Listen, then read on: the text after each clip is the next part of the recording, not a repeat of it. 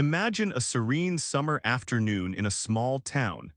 Two 10-year-old girls laughing in a garden, both wearing David Beckham jerseys, stepping into the house to play. That was the last time anyone saw them alive. In August 2002, the UK was shaken by the mysterious disappearance of two beloved young girls, Holly Wells and Jessica Chapman. In less than an hour from a warm family barbecue, two innocent lives vanished without a trace. The entire nation was stunned. Over 400 police officers joined the search. David Beckham, the football star the girls adored, appeared on TV pleading, "If you can hear this, please come home. No one is angry with you." But the truth was far more painful.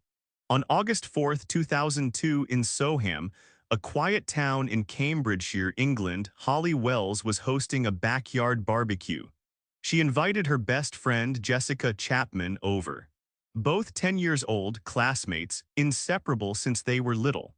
That afternoon, the girls played in the garden under the watchful eyes of family and friends. Before dinner, they asked permission to go up to Holly's room to play video games. They changed into matching Manchester United jerseys with Beckham's name, their ultimate idol. At 5 p.m., Holly's mother snapped a photo, the girls side by side beaming in their bright red shirts. It would become their final picture. Around 8 p.m., Holly's mother felt uneasy. The house had gone quiet. She went to check. The room was empty. The back door was ajar. The girls were gone. Within hours, police were called. The entire community launched a search. Hundreds took to the streets, combing every corner, every alley, every field. Media blasted their faces across screens. Two little Beckhams, the town began calling them. No one could make sense of it. Holly and Jessica weren't reckless or curious wanderers.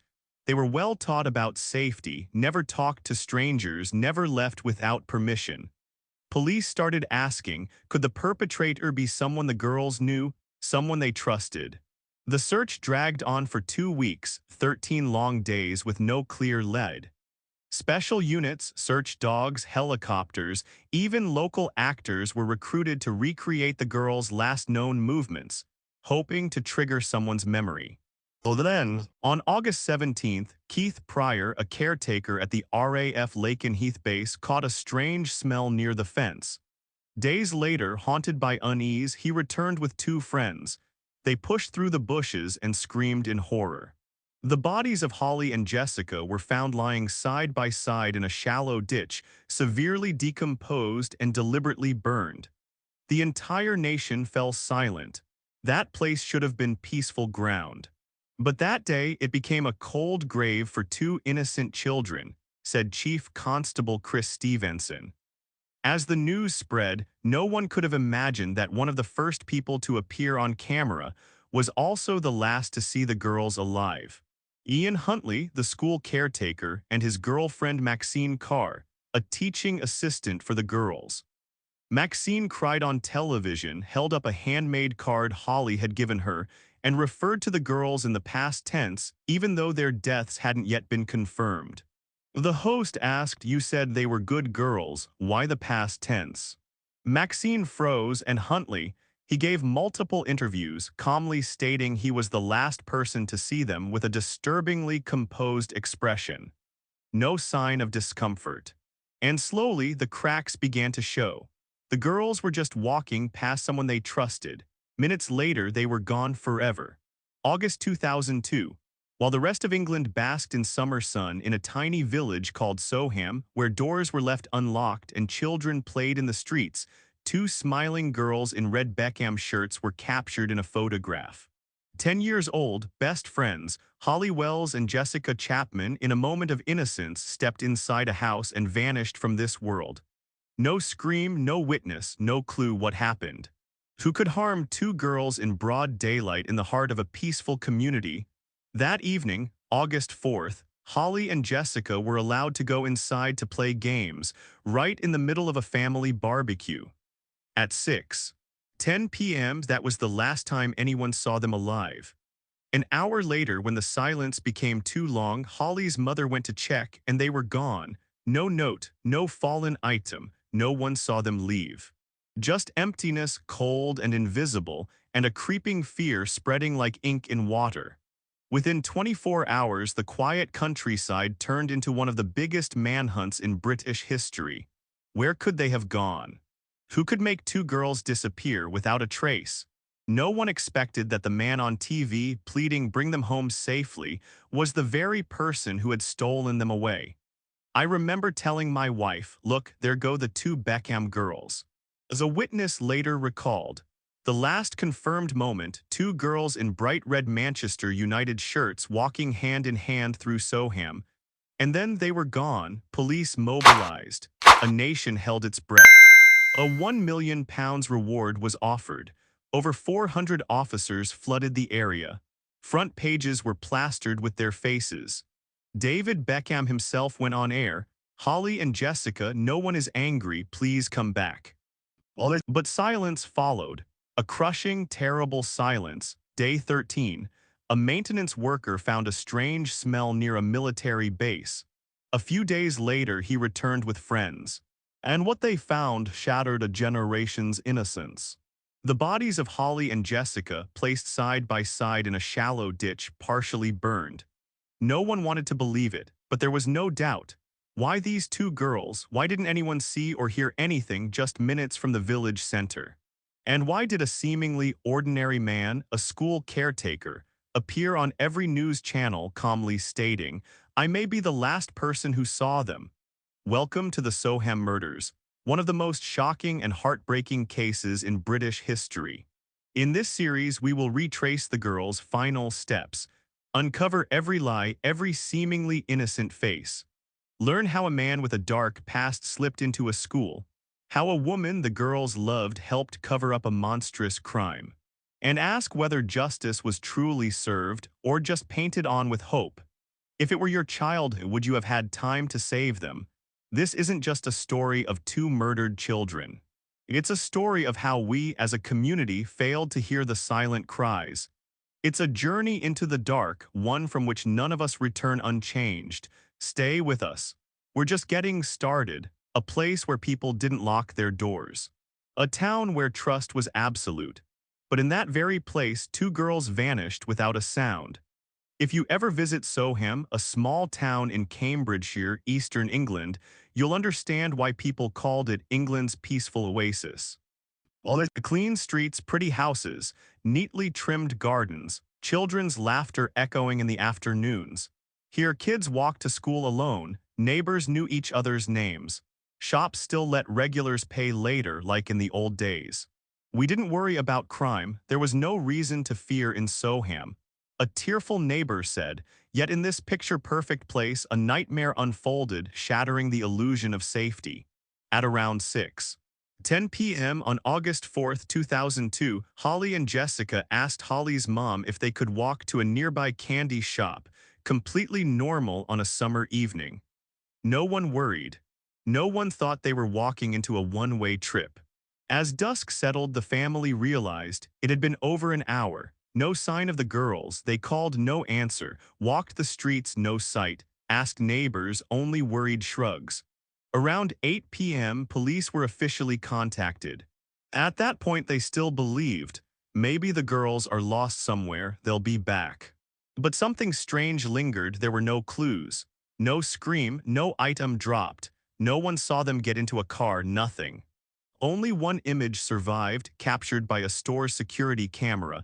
Two girls in Manchester United shirts, hand in hand, smiling. That was the final moment. The news spread like wildfire. By morning, their names were everywhere. Police swarmed the town. Helicopters circled above. Search teams poured in from nearby towns. This doesn't happen in Soham, it can't happen here. A resident said, barely believing their own voice. Volunteers posted flyers everywhere, lamp posts, bus stops, shop windows. Children were forbidden to go out alone. Schools began installing cameras. And for the first time, the people of Soham locked their doors. Over 400 officers were deployed. Every forest, garden, and alley was searched. Hunters, firefighters, even fishermen were called in. Canals were drained. A special task force, Operation Fincham, was formed, working day and night. National media poured in. Reporters swarmed the girls' homes. Every small update made headlines. Why did the girls disappear? If they were kidnapped, who did it? If they got lost, why no trace? And if something worse had happened, who in this quiet town could be that cruel? Amid the panic, one man stood out. Ian Huntley, caretaker at Soham Village College where the girls studied. He was the first to speak on local television. I remember seeing them that day. They walked past my house and waved. In the days that followed, Huntley continued to speak with the press, standing beside his girlfriend Maxine Carr, a teaching assistant in Holly's class. Both of them spoke clearly, expressing concern, sympathy, and urging the public to help in the search. But something felt off. Some investigators began to notice. Why was Huntley speaking so much while most locals avoided the media? Why did he recall the exact time he saw the girls with such strange precision? And then, a few pieces started not to fit. Surveillance footage near Huntley's house showed no movement during the time he claimed to have seen the girls. A surprise inspection revealed Huntley's car had been cleaned thoroughly, the floor mats and trunk scrubbed with strong cleaning agents. Cracks began to show. The peaceful surface of Soham, once still as a summer lake, started to shatter into fragments. We always believed that if something bad ever happened, it would come from a stranger. But this time, if we looked closer, that stranger might be the one we greeted every morning. A Soham resident said through tears. Holly Marie Wells and Jessica Amy Chapman, both only 10 years old. Holly, blonde hair, radiant smile, loved football, adored animals, dreamed of becoming a vet. Jessica, more outspoken, energetic, loved singing and drawing, often the one to come up with games when they played together. They weren't just victims. They were vibrant children with hobbies, dreams, and a whole life ahead. When I saw that photo of the two girls in their Manchester United shirts, I broke down. I have a daughter the same age. A tearful viewer shared. With no solid leads after several days, the police were forced to investigate everyone connected to Holly and Jessica, teachers, paperboys, bus drivers, plumbers. From that long list, one name stood out. Ian Huntley. Huntley, 28, worked as the school caretaker at Soham Village College, where the girls studied. He lived with his girlfriend Maxine Carr, the girls' teaching assistant. The couple had appeared on national television, expressing sympathy and calling for help. However, it was Maxine Carr who accidentally revealed the first major inconsistency. Carr had insisted that she was at home with Huntley on the night the girls disappeared. But police discovered that Carr wasn't even in Soham that night. She was visiting her mother in Grimsby, over 160 kilometers away. Which led to a chilling question. Why did she lie? What was she trying to cover up? The police returned to question Ian Huntley, and this time he began to falter. Every answer he gave was precise, suspiciously so. Time, place, description, it felt rehearsed like a script. When officers examined Huntley's red Ford Fiesta, they found the car had been scrubbed spotless, especially the trunk. Chemical traces from powerful cleaning agents. And one forensic expert found a tiny trace of blood, source unknown at the time. Meanwhile, in Huntley's home, the curtains had been freshly washed the day after the girls vanished. A section of the doormat was cut out. The fireplace showed signs of intense heat, as if something had been burned.